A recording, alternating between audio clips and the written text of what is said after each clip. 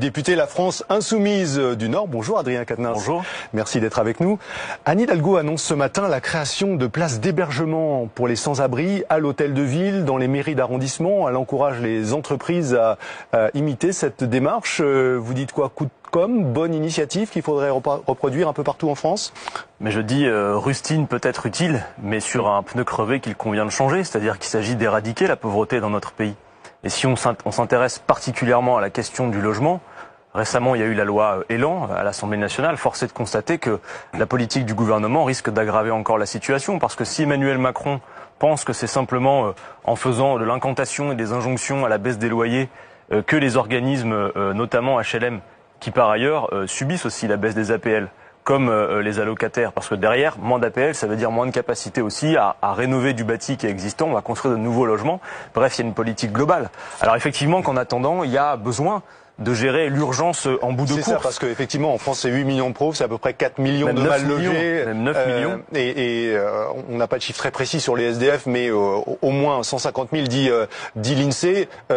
Il faut effectivement, vous le suggériez, plusieurs années pour construire des nouveaux logements. En attendant, et ces hébergements d'urgence, ils ont un rôle. Toute mesure d'urgence est bienvenue, mais il ne faudrait pas que ça empêche de consolider quelque chose qui soit un véritable plan d'éradication de la pauvreté. Parce que quand Emmanuel Macron court les plateaux ou même fait de grandes conférences, d'ailleurs ce qui n'est pas franchement de mon point de vue le rôle du président de la République, mais plutôt celui du Premier ministre, pour aller présenter de multiples plans. On a vu récemment le plan santé ou le plan pauvreté, qui par ailleurs sont des plans, disons-le... S'il ne faisait pas, vous lui reprocheriez peut-être de ne pas être assez impliqué. Non, pour moi c'est le rôle du chef du gouvernement de présenter ces plans. Emmanuel Macron a l'air de penser que la santé ou la pauvreté, comme l'écologie d'ailleurs, on en parlera peut-être tout à l'heure, il suffit d'en parler pour régler les problèmes. Non, moi je dis un plan sans sous, aujourd'hui c'est un plan qui ne vaut pas un clou. Parce que pour Emmanuel Macron, quand il s'agit de redistribuer toujours plus de capital à celles et ceux qui en ont le plus, là il est toujours très conséquent. Et il n'y a pas de difficulté à trouver de l'argent. Par contre, pour la pauvreté ou pour la santé, le préalable de son discours c'est de dire on a besoin de mieux accompagner ou de réorganiser. Par contre, jamais de plus financer. C'est un problème. Donc moi, je pense que nous avons de multiples propositions à formuler pour un plan global d'éradication de la pauvreté. Je vous soumets comme ça à la volée 2 idées. Par exemple, étendre la gratuité. Pas la gratuité pour la gratuité, parce que bien sûr, la gratuité a un coût. Mais on pourrait imaginer, par exemple, que les transports soient gratuits. En plus, il y a du bénéfice écologique derrière. On pourrait aussi imaginer, pourquoi pas, d'étendre... Gratuit pour tout le monde, vous voulez dire? Mais évidemment, parce qu'il ne s'agit pas non plus de faire en sorte que des couches de la population fassent sécession de l'ensemble. Quand on propose la gratuité, y compris par exemple celle des premiers mètres cubes d'eau qui sont nécessaires à la vie, c'est pour tout le monde. Et on pourrait imaginer, par exemple, pour financer cette gratuité, que l'eau qui sert non pas à boire et à se laver, c'est-à-dire celle qui est indispensable, mais celle qui, pourquoi pas, sert à laver sa voiture, je fais pas de reproche à ceux qui ont à laver leur voiture, coûte un peu plus cher. Bref, il y a des solutions. Par ailleurs, le fait que certains minima sociaux ou les allocations, vous savez, ce fameux pognon de dingue qu'a fustigé Emmanuel Macron, soient sans cesse rabotés, parce que c'est bien de ça dont il s'agit. Quand on dit on va augmenter seulement de 0,3% certains minima ou même les retraites, et on va les désindexer de l'inflation, alors que l'inflation est à 1,7, de fait on peut raconter ce qu'on veut, on grève le pouvoir d'achat. Bref, bien évidemment que pour les communes, il y a à gérer des situations d'urgence qui nécessitent sans doute des mesures d'exception, mais il faut un plan beaucoup plus global et surtout financé. D'accord. Alors, après Emmanuel Morel, c'est la sénatrice socialiste Marie-Noëlle Lienemann qui a décidé hier de quitter le PS. En attendant peut-être Julien Gray qui y songe, c'est en tout cas ce qu'il dit ce matin dans les colonnes du journal du dimanche. Je propose qu'on écoute quelques secondes Marie-Noëlle Lienemann et on en parle. Socialistes hors du parti que dans le parti.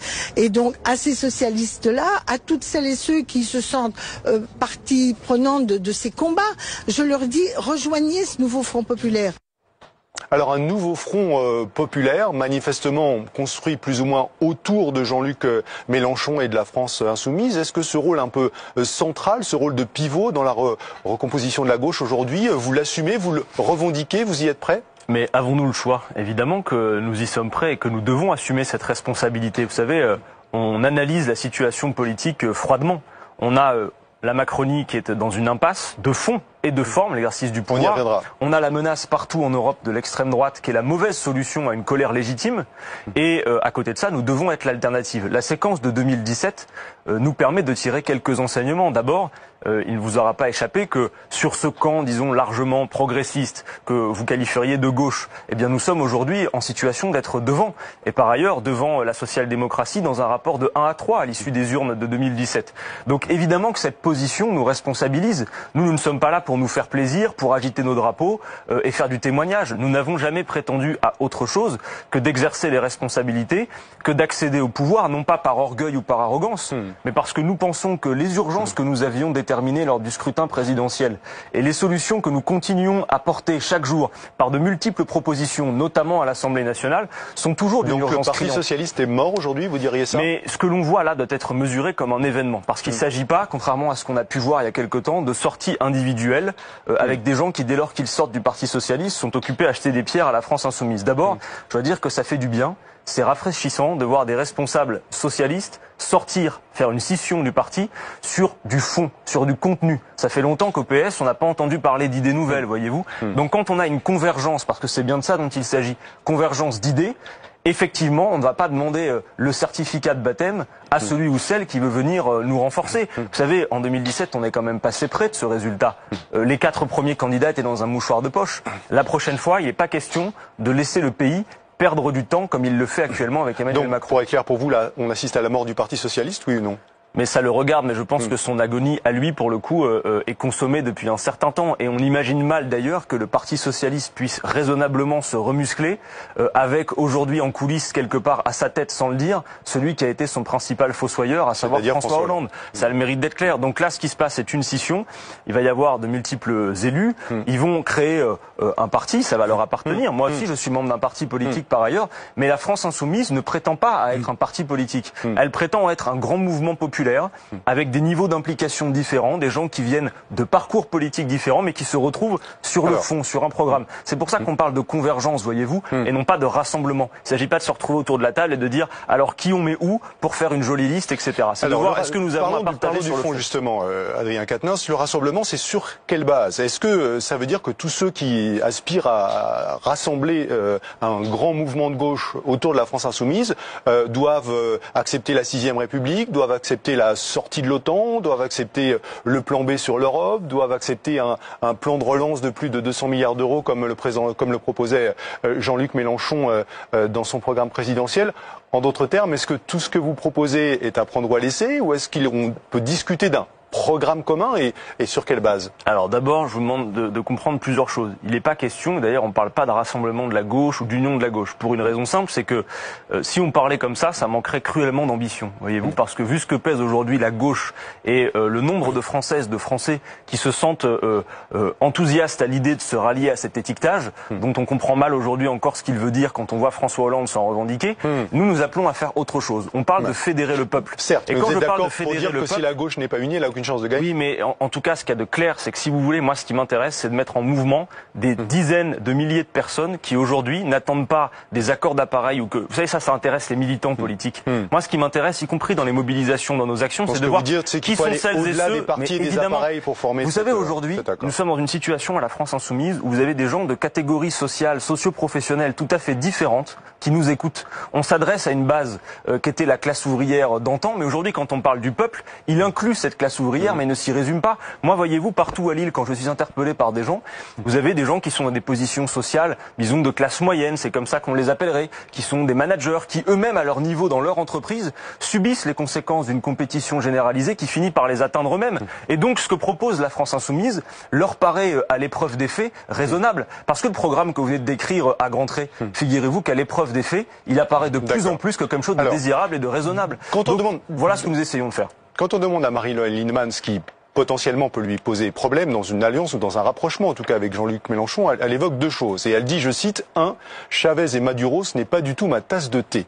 Et elle dit, 2, pour moi, le communautarisme, je cite toujours, c'est niette. Ce n'est pas le cas de Jean-Luc Mélenchon, mais je sais que chez certains, à la France insoumise, il y a des tentations. Est-ce que vous pouvez sur ces 2 points la rassurer aujourd'hui? Mais de toute façon, il suffit qu'elle nous lise et qu'elle regarde ce que nous disons à longueur de journée, y compris dans ce que nous faisons à l'Assemblée nationale, pour être tout à fait rassurée. Alors je comprends aussi, vous savez, pour ces gens qui sortent d'une organisation dans laquelle ils ont été parfois depuis 40 ans, la discussion que je peux avoir avec eux individuellement, même je le vois localement à Lille, sont des gens qui à la fois peuvent avoir la tristesse d'une rupture avec leur famille et donc le besoin d'avoir un petit sas, disons, de passage et de justifier qu'il y aurait des points de désaccord. En réalité, quand on touche vraiment au fond avec eux, ils s'aperçoivent qu'il n'y a pas tant de points de désaccord que ça. Si vous regardez par exemple l'interview qui a été publiée dans Le Monde d'Emmanuel Morel, je veux dire, sur le fond, on se retrouve très largement et c'est bien. Mais sur ces 2 points précis, il n'y a pas d'inquiétude à avoir. D'abord, Chavez, Maduro, enfin, nous n'avons jamais prétendu avoir quelque modèle que ce soit. Nous avons eu effectivement, y compris dans la période chaviste, une source d'inspiration qui peut se limiter à quelques mots. Hugo Chavez, lorsqu'il est arrivé au pouvoir, a été le premier à faire de la rente pétrolière autre chose que du gavage d'une oligarchie et il a fait de la redistribution. Voilà tout. Après, évidemment que si vous voulez me faire dire que nous allons faire le Venezuela en France, absolument que non. Et d'ailleurs, dans tous les pays, nous pouvons avoir ça et là des sources d'inspiration. Je vous en cite une. Nous avons proposé par exemple l'impôt universel qui ferait que quand il y a de la fraude et de l'évasion fiscale, vous savez qu'il y en a pour 100 milliards dans ce pays, 1600 € par an et par contribuable, eh bien si vous partez pour raison fiscale, vous payez au fisc français la différence entre votre lieu d'atterrissage et ce que vous auriez payé en France. C'est une idée tout à fait inspirante, ne trouvez-vous pas? Elle nous vient des États-Unis d'Amérique, voyez-vous. Est-ce que vous allez dire pour autant que les États-Unis d'Amérique sont devenus notre modèle dans l'ensemble? Assurément non. Donc nous n'avons pas de modèle, nous avons ça et là des sources d'inspiration. Ce que nous voulons faire est radicalement neuf. D'accord. Est-ce que on peut vraiment débattre au sein de la France insoumise? Est-ce que vous débattez librement, et notamment avec Jean-Luc Mélenchon? Je fais allusion, vous vous en doutez sans doute, à ce qui est rapporté ce matin par nos confrères du journal du dimanche, où un cadre de la France insoumise, qui n'est pas nommé, mais dénonce, je cite, une culture de la terreur pour que tout le monde dise la même chose que Jean-Luc Mélenchon. Alors non seulement on peut débattre à la France insoumise, mais surtout on doit débattre. C'est-à-dire que ce qu'il y a d'assez drôle, c'est que quand il n'y a pas de débat apparent, vous dites bah alors on peut pas débattre dans cette organisation, et quand il y en a, tout de suite on se déchirerait parce qu'il y aurait des points de nuance. En réalité non, nous avons des débats. C'est le cas du groupe parlementaire qui n'est pas le mouvement dans son ensemble, il y a les 17 parlementaires de la France insoumise, mais il y a des espaces de discussion, de débat. Vous savez par exemple le programme L'avenir en commun que nous avons déployé lors de l'élection présidentielle. Il a été décliné en plus d'une 50aine de livrets qui aujourd'hui participent d'une forme de conseil scientifique du mouvement. Tout ça est de la matière modelable. Par contre, je demande, y compris à ce qu'on regarde de près une chose, c'est que ce programme, même s'il est à réactualiser, il sera réactualisé le moment venu, il n'est pas question de le saborder ou de le nuancer trop fortement, parce qu'il a tout de même recueilli 7 millions de voix à l'élection présidentielle. Donc on part de cela pour aller au-delà. Nous, ce que nous visons, c'est clair, c'est le fait d'être le recours, l'alternative. Et quand on voit la pagaille indescriptible actuellement, je pense que de plus en plus de gens, y compris peut-être celles et ceux qui nous avaient intériorisés comme des gens complètement pas crédibles ou pas sérieux, voient petit à petit, en regardant de plus près ce que nous racontons, comment nous le modélisons, comment nous chiffrons nos propositions, que tout ça est absolument non seulement sérieux, mais je vais même vous dire une chose, ça va finir par être nécessaire. Face à des défis comme le défi climatique, j'ai envie de dire, tout le monde va être concerné par-delà même les désaccords politiques. Et le GIEC lui-même, nous sommes de changer quoi? Pas de verdir quelques lignes d'un programme, de changer de modèle économique. C'est d'ailleurs ce qu'a réaffirmé en démissionnant Nicolas Hulot. Donc voyez-vous qu'on prend un retard d'environnement considérable. Une dernière question avant de passer la parole à Olivier Beaumont sur le remaniement. On l'attend toujours naturellement. J'imagine évidemment que vous nous attendez d'autant moins ça va très bien pour moi, je vous remercie. De surprise que le gouvernement Édouard Philippe et Emmanuel Macron ont annoncé qu'il s'agissait naturellement de poursuivre la même politique. Vous parlez d'agonie du macronisme. Il n'est pas en train de mourir. Le président, il a toujours 3 ans et demi de mandat devant lui. Il a une majorité qui le soutient. Il est impopulaire, mais pas plus que certains de ses prédécesseurs. Il n'y a pas de danger de mort immédiat. Est-ce que dès lors que le président de la République nous dit je ne changerai pas de politique, vous ne pensez pas qu'il y a quelque chose de terrible pour le pays à imaginer qu'on puisse en manger pendant encore 3 ans et demi? Moi si. Bien sûr que les institutions de la Ve République le permettent. D'ailleurs, vous vous souvenez qu'avant lui, il y avait un certain François Hollande qui était dans un état assez proche d'Emmanuel Macron. Un peu plus tard dans le quinquennat tout de même, il faut bien le dire, qui a terminé son quinquennat de manière complètement désastreuse. Mais voyez-vous que tout ce temps, c'est du temps que nous perdons. Donc vous lui demandez quoi aujourd'hui? De partir? Moi je lui demande de considérer la situation. C'est-à-dire que non seulement il a l'opinion contre lui, il a des mobilisations sociales contre lui, il ne veut pas les entendre.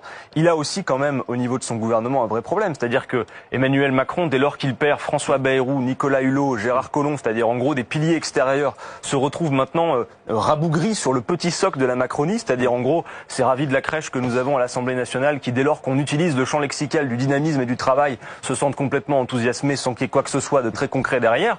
Et donc il est maintenant à la peine, et je pense clairement d'ailleurs que ces difficultés dans le remaniement sont importantes. Voyez-vous, quand quelqu'un comme Christophe Castaner, qui est censé être un des plus proches du président, se sent a priori, si on en croit ce que dit la presse, autorisé à menacer le président de la République de Il l'a démenti. Hein. Bon, écoutez, en tout cas, moi je considère qu'il n'y a pas de fumée sans feu. Juste pour terminer, par exemple, vous voyez, Édouard Philippe, c'est un adversaire politique, il est de droite. Mais je pense que lui aussi doit commencer à en avoir marre. Vous savez, les petites phrases à répétition d'Emmanuel Macron, ceux qui ne sont rien, les fainéants, traversent la rue. Je pense que Édouard Philippe vaut mieux que ça, même si c'est un adversaire politique. Et peut-être que lui serait bien inspiré, peut-être qu'il est le mieux placé d'ailleurs pour adresser un message clair à Emmanuel Macron en attendant les élections européennes où on se chargera de le faire. Un hommage peut-être un peu inattendu au Premier ministre. On passe à la séquence politique au quotidien.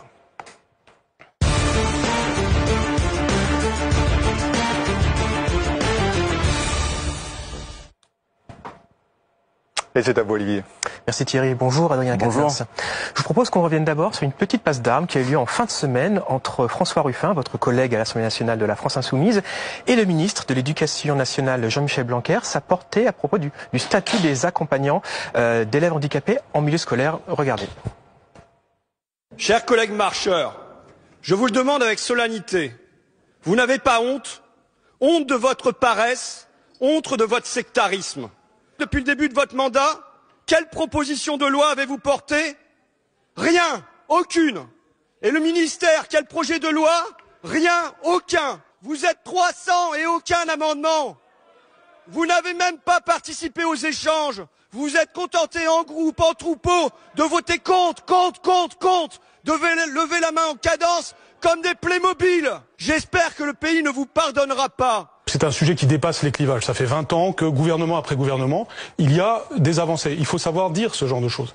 Et ce gouvernement en a fait encore plus que les précédents, puisque nous avons créé en cette rentrée des nouveaux postes d'accompagnants d'élèves handicapés, et que nous allons encore le faire à la rentrée prochaine. C'est tout à fait programmé. C'est un sujet très sérieux qui réclame tout à fait autre chose que les effets de manche de Monsieur Ruffin, et c'est vraiment désolé qu'il ait décidé de faire une espèce de coup politique avec Monsieur Pradier sur ce sujet. C'est lamentable.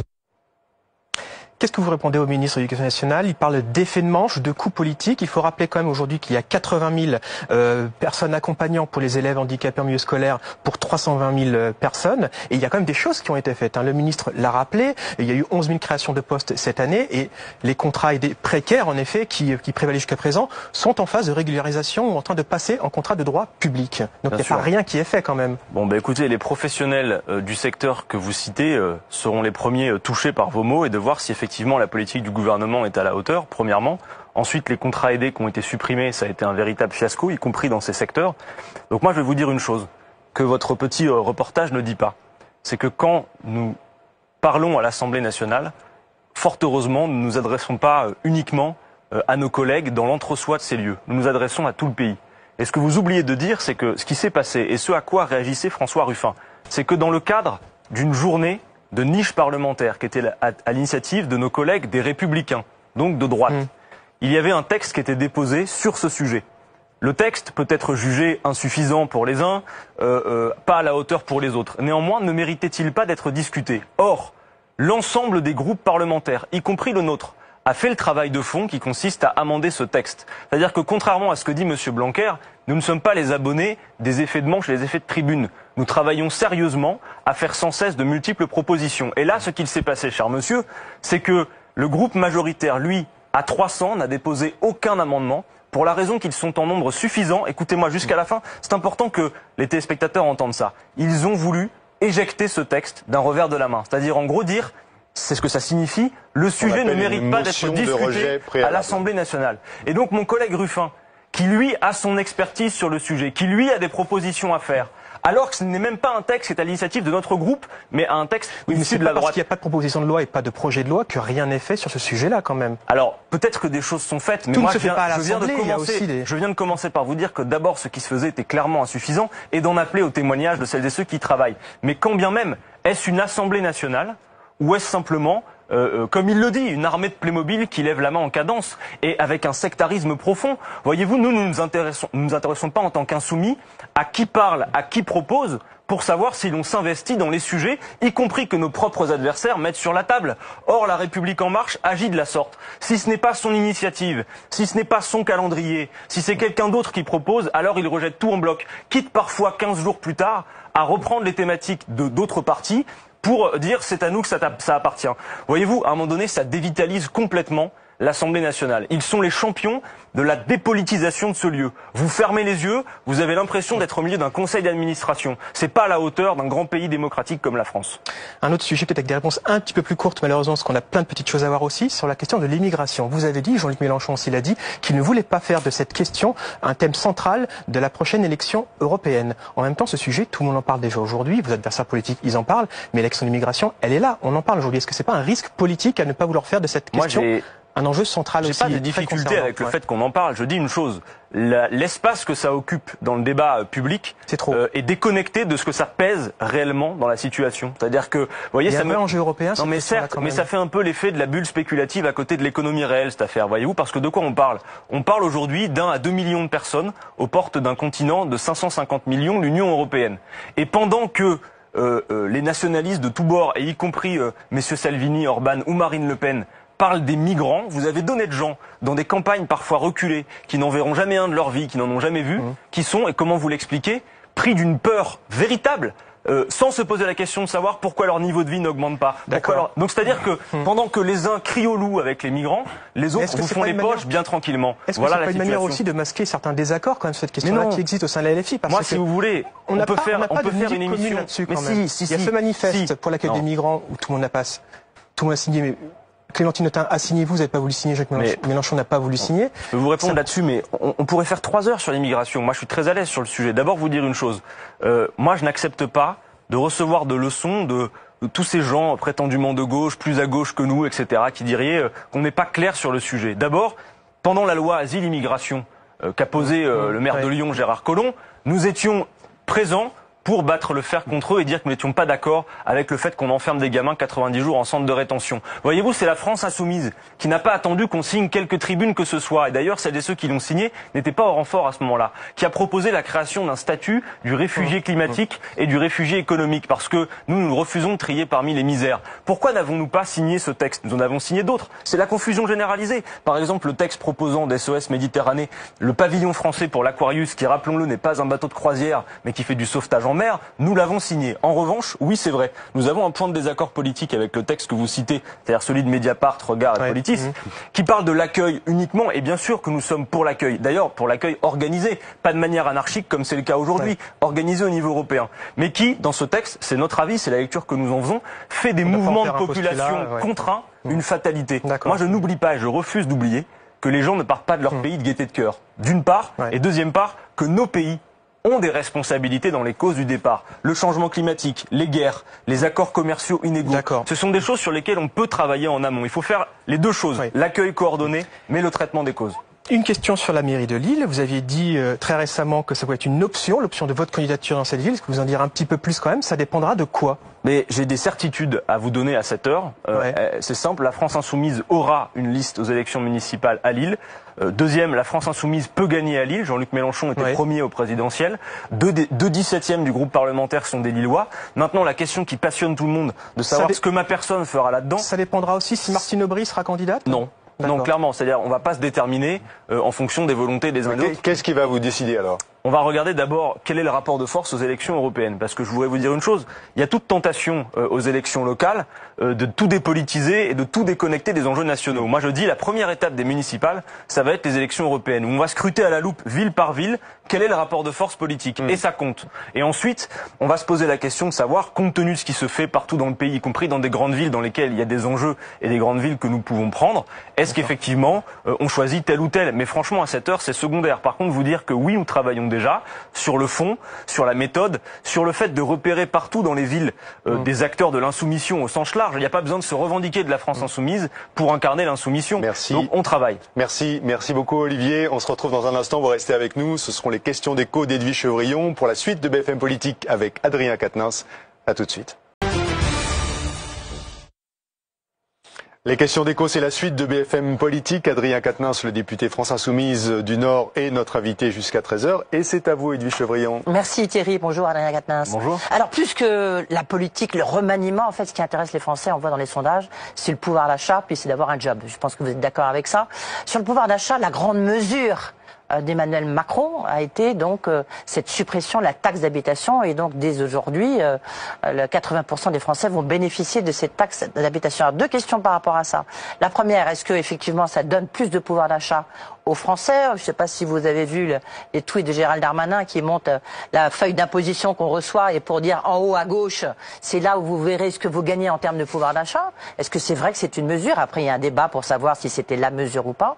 Et puis la deuxième question, c'est ce mouvement, c'est une question plus politique, qui s'appelle #balance ton maire, où il y a des maires qui ont augmenté de manière très considérable, comme Nice ou d'autres, leur taxe d'habitation. Est-ce que c'est un mouvement politique pour contrecarrer ce que fait Emmanuel Macron? Bon, d'abord commencer par dire que je sais que le gouvernement entretient cette mode qui voudrait que toutes les taxes, tous les impôts soient des charges. On parle même plus de cotisations, vous avez remarqué, il parle de charges, c'est-à-dire que par définition, tout ce qui est taxe devrait être supprimé, en tout cas diminué, parce que ça rendrait du pouvoir d'achat. Je demande quand même à celles et ceux qui nous écoutent de se souvenir que la plupart de ces taxes, de ces cotisations financent d'autres choses en bout de course. Donc est-ce qu'il y a augmentation du pouvoir d'achat réel? Mais pardon, vous voulez dire là qu'on ne peut pas baisser les impôts en France aujourd'hui? Non, c'est pas ce que je dis. On en parlera après, parce qu'il y a un niveau jamais égalé. Sa progression, c'est sûr que il y a beaucoup à redire là-dessus. En tout cas, sur la taxe d'habitation spécifiquement. Bon, c'était une promesse d'Emmanuel Macron, mais il y en a tout de même, si on la supprime, pour 26 milliards de manque à gagner pour les communes. Il faut rappeler à celles et ceux qui nous écoutent que, évidemment, avoir une taxe en moins dans le budget des ménages... C'est 20 milliards et c'est remboursé à l'euro près. Oui, alors on a besoin quand même d'avoir tout le détail sur la compensation, parce que voyez-vous, pour l'instant, effectivement, je comprends qu'il y a quelque chose qui peut être intéressant de dire vous n'allez plus la payer. Et donc c'est un pouvoir d'achat immédiat a priori qui vous revient. Sauf que la taxe d'habitation finance quoi? Elle finance des services scolaires, elle finance des équipements locaux. En tous les cas, après on va voir. Oui, elle sera compensée comment? Vous le savez, vous, à cette heure? Moi non. Et je pense que la plupart des maires ne le savent pas non plus. Depuis des mois, ils cherchent à obtenir des réponses. C'est-à-dire qu'on a des collectivités locales qui ont été tout de même largement mises à contribution. C'est-à-dire que ça peut être intéressant d'une part de voir qu'on n'a plus à payer la taxe d'habitation, mais si on voit par ailleurs que dans la ville, tout un tas de services se dégradent, qu'il n'y a plus d'équipements environnementaux, est-ce que ça veut dire, Adrien Quatennens, que vous comprenez les maires qui ont, un peu par crainte justement, d'une pénurie financière, ont augmenté leur taxe d'habitation? Ils doivent bien boucler leur budget, et puis s'ils n'ont pas les réponses du gouvernement claires sur la compensation, ils doivent pouvoir anticiper sans doute le financement d'équipements sur lesquels ils se sont déjà engagés. Ce mouvement? Non, je dis pas que je soutiens, je dis que je veux pas faire dans la démagogie. Je comprends en tout cas la difficulté pour les maires de devoir à la fois être en capacité d'assurer un certain nombre de services pour leurs administrés, et puis de faire face à un gouvernement qui dit on supprime la taxe d'habitation. C'était une promesse de campagne électorale, mais qui à cette heure ne nous a toujours pas dit comment il compenserait. Moi, si on était rassuré sur la compensation, on en parlerait différemment. Mais attention à cette petite logique. Pour vous, c'est le point clé, c'est de savoir comment ça va être compensé. Mais le risque, c'est que si vous voulez, comme on est dans un gouvernement qui gère de toute façon la pénurie, puisqu'il veut rentrer dans le tuyau des 3% budgétaires, il ne peut que retirer d'une part pour remettre un petit peu ailleurs. C'est la même logique sur les cotisations. Quand on dit aux Français, et Gérald Darmanin d'ailleurs fait ça très bien, il dit aux Français, votre salaire net va augmenter, donc votre pouvoir d'achat. Mais c'est pas vrai, parce que les cotisations sont une partie intégrante du salaire. Absolument. Ça finance la maladie, ça finance la prise en charge. Bien sûr, mais les cotisations chômage, justement, les salariés en sont exonérés. Donc là aussi, il va dans votre sens à ce moment-là. Non, moi ce que je vous dis, c'est qu'on a un système social français qui permet par la cotisation de financer certains risques. Le jour où vous avez un accident de la vie... Est-ce que vous avez vu ce chiffre, Adrien Quatennens? 1000 milliards de cotisations et d'impôts en 2017. C'est le chiffre le plus élevé que la France n'a jamais atteint en termes de prélèvements obligatoires. Est-ce que vous vous dites, mais c'est vrai que c'est un peu fou, vous comprenez le ras-le-bol fiscal des Français? Mais quand je vois certains salaires, je me dis aussi, ces sommes sont absolument folles. La raison qui se pose d'ailleurs, est-ce qu'ils sont justifiés? Eh bien là, ces taxes, ces cotisations, est-ce qu'ils sont justifiés? Est-ce que les Françaises, les Français sont contents d'avoir ce type de services qui font que notre pays, par ailleurs, est regardé partout dans le monde? Pour vous, il n'y a pas de l'exemple du système de santé. Mais peut-être, mais c'est facile de l'entretenir, si vous voulez. Si vous vous contentez de dire aux gens, comme ça a été fait récemment sur les retraites, est-ce que pour maintenir votre pouvoir d'achat, vous êtes prêt à liquider le système de retraite actuel? Moi aussi, si je dis aux gens, est-ce que pour éviter d'être asphyxié, vous voteriez pour la France insoumise, ils vont peut-être y réfléchir à deux fois. Voyez-vous, il faut se poser la question dans les deux bouts. Mais il y a un moment, il faut être aussi un peu responsable. On voit bien, vous avez dit tout à l'heure une phrase assez amusante, vous avez dit un plan sans le sou est un plan qui ne vaut pas un sou. Mais les caisses sont vides, de 1000 milliards de dettes. Mais comment ça, les caisses sont vides, madame? Les caisses sont vides, vous avez 1000 milliards d'impositions. Mais alors comment fait Emmanuel Macron pour redistribuer tout ce pognon de dingue aux plus riches de notre pays si les caisses sont vides? Voyez-vous, moi ça me fait penser à ce dessin de Charb où on voit des gens qui en ont plein les poches, d'accord, qui se sont gavés de partout, devant des boîtes vides, en disant « Ah, les caisses sont vides !» Non, attendez, regardez de plus près ce qui se passe. Nous avons besoin de relancer l'activité de ce pays. Et d'ailleurs, nous subissons... C'est ce qu'il essaie de faire. Non, mais non, je pense pas qu'on puisse le faire. En faisant venir des investisseurs étrangers pour qu'ils investissent en France, pour qu'il y ait du business. Si vous pensez que... C'est un peu sa logique. Si vous pensez que le capitalisme d'aujourd'hui est un capitalisme soucieux de la pérennité de l'activité et de la réussite de notre économie, madame, vous vous trompez malheureusement. Aujourd'hui, vous le voyez, les chiffres sont assez clair, à peu près 67% des bénéfices vont dans l'économie spéculative. Seulement 25, ça devrait vous alerter, madame. Écoutez-moi un instant.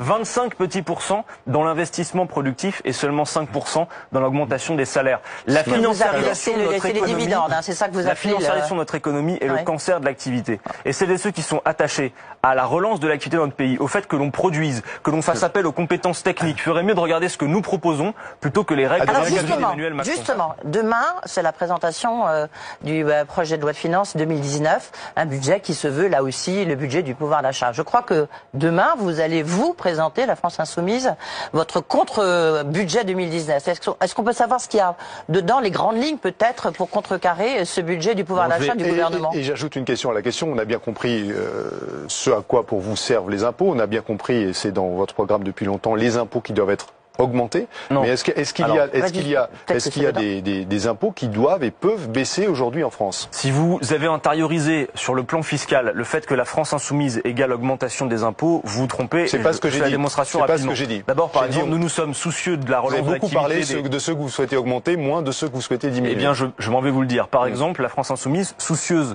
de l'activité réelle économique, propose de baisser l'impôt sur les sociétés des PME, par exemple. C'est dans notre programme de 2017 déjà. Tout à fait. Autre chose, sur l'impôt sur le revenu. Aujourd'hui, nous avons 5 tranches d'impôts. Ce qui fait que l'effort est à peu près très concentré et resserré sur ce qu'on appellerait à la SERP la classe moyenne. Nous proposons une véritable progressivité. Tout le monde paierait dès le début. Tout le monde, mais y compris les 50% de Français tout qui le ne monde payent pas paierait, l'impôt mais à la aujourd'hui. hauteur véritablement de ses capacités. D'accord. Ce qui veut dire que la progressivité en serait améliorée avec 14 tranches.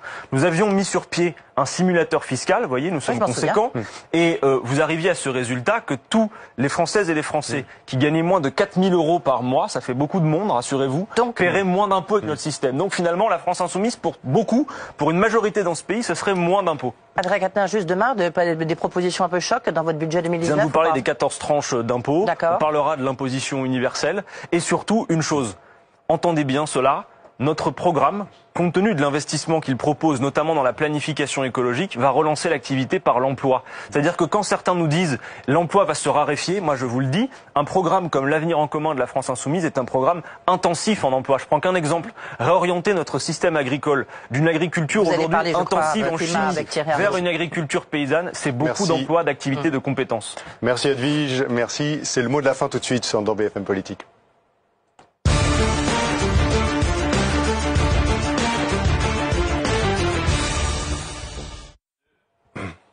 Il nous reste malheureusement peu de temps, Adrien Quatennens, pour parler de ce sujet si important qu'est le climat. Vous étiez hier dans la rue, comme des dizaines de milliers de Français, pour la marche pour le climat. Alors, en quelques mots, est-ce que vous avez le sentiment qu'il se passe quelque chose aujourd'hui et qu'on est en train d'assister à la naissance d'une vraie mobilisation populaire pour mettre la pression sur le monde politique et obtenir davantage? Incontestablement, on le voit dans des dizaines de villes, partout dans le monde, une mobilisation citoyenne très spontanée qui montre que cette question-là, effectivement, inquiète. Et hier, nous avions manifesté, par ailleurs, mi-octobre, sous 25 degrés. Donc maintenant, tout le monde comprend que le changement climatique, ce n'est pas quelque chose d'abstrait, quelque chose de très concret et de très avancé.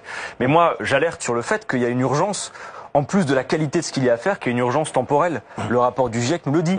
Nous n'avons plus trop de temps devant nous pour procéder non pas à quelques petits changements, entendez bien cela, mais à un changement en profondeur de modèle économique. C'est ça dont il s'agit. Voyez-vous, vous parlez tout à l'heure de 1000 milliards. Le GIEC a chiffré à 2400 milliards de dollars ce qu'il fallait investir rapidement pour transformer le modèle. La question qui se pose à nous est très claire. Même si Je sais que c'est plus confortable de garder une trajectoire bien droite, même quand on sait qu'au bout il y a le mur.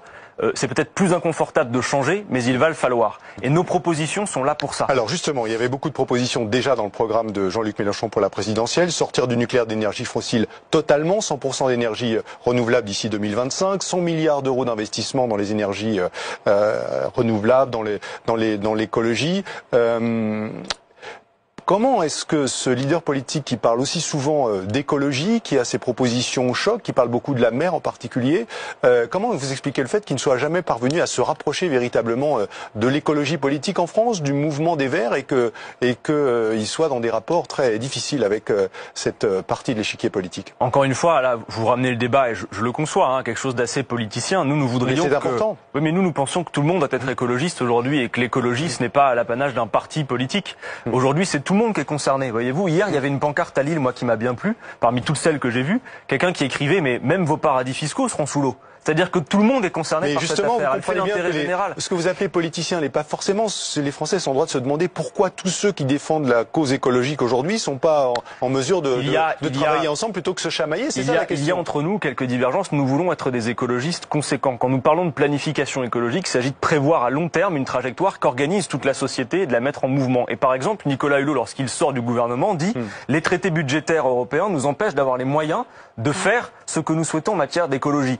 Par conséquent, celles et ceux qui disent, et c'est le cas des formations politiques que vous avez citées, qu'on peut mener une politique sociale et écologiste ambitieuse dans le cadre de ces traités qui sont une camisole de force, eh bien nous disons non, ce sont les affabulateurs. Il y a besoin d'un rapport de force et d'assumer le fait que cette trajectoire changeante va bousculer un peu la société. Mais c'est positif, parce que c'est un défi tragique, mais ce peut être également un défi enthousiasmant. Je préférerais, je le dis toujours comme ça, que l'on se lève toutes et tous le matin en se disant comment on organise le fait que ce ne soit pas la fin du monde et que l'humanité puisse continuer à vivre, que de poursuivre un modèle qui est obsolète, du capitalisme financiarisé, du libéralisme, qui va nous mener à la catastrophe. Voilà. Donc il y a un défi qui est enthousiasmant en même temps qu'il est tragique, mais ce qu'il y a de bien, c'est que la France peut être la locomotive d'entraînement de ce changement. Elle en a toutes les capacités. Nous avons les capacités techniques, nous avons les savoir-faire. Il ne manque plus qu'une chose, la volonté politique. Emmanuel Macron, visiblement, ne l'a pas. Et donc, il y a dans quelques mois aussi des élections européennes. Il y a un message à lui adresser qui est net, parce que s'il n'entend pas les mobilisations, sans doute le bruit des bulletins dans l'urne, il les entendra. C'est le vœu que je forme en tout cas. Merci beaucoup Adrien Quatennens d'avoir été aujourd'hui l'invité de BFM Politique.